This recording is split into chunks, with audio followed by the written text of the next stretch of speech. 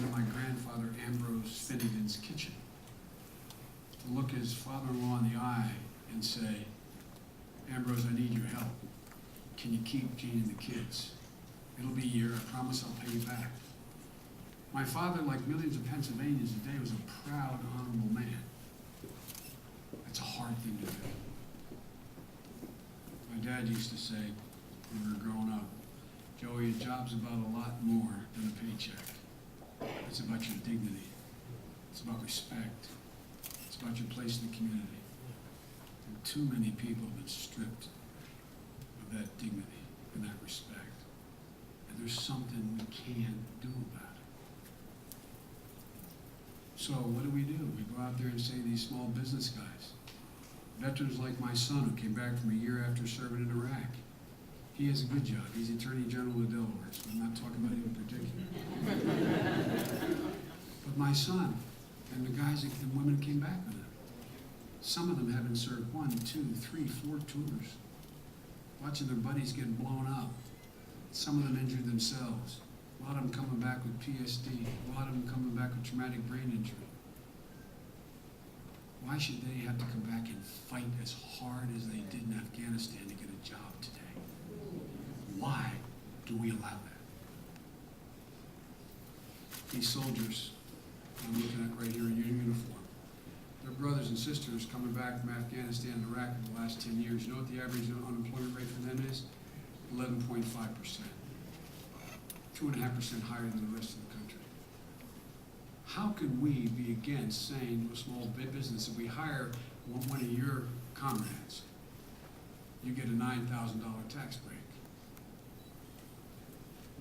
Folks, for everyone who has a job, all of you have a job. If this bill passes, you will get, if you collect a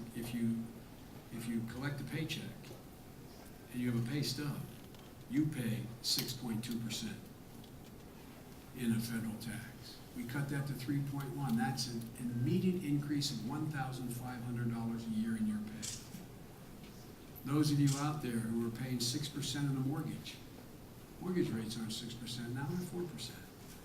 If we just facilitate you being able to refinance your mortgage from 6 to 4%, those of you who are in good standing, that saves you another $2,000 a year.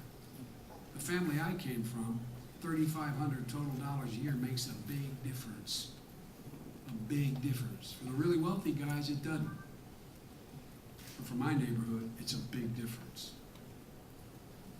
And so folks, look, just by the infrastructure, just by the stuff we're doing on roads and bridges and the like, it will create 450,000 jobs. Good paying jobs, not minimum wage jobs, to rebuild our crumbling roads, our decaying bridges, our dilapidated airports. And this also gives the reason I'm here, temporary help to local officials. Local officials who've had to lay off police and firefighters, jeopardizing public safety. I can name cities in this state. I just came back from Flint, Michigan.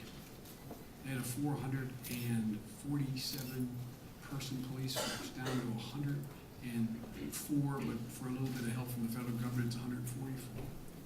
Their murder rate went almost tripled. Almost tripled. It matters. Temporary help matters. It makes a difference whether somebody is alive or dead. It makes a difference whether a cop's there to respond to an alarm or not responding.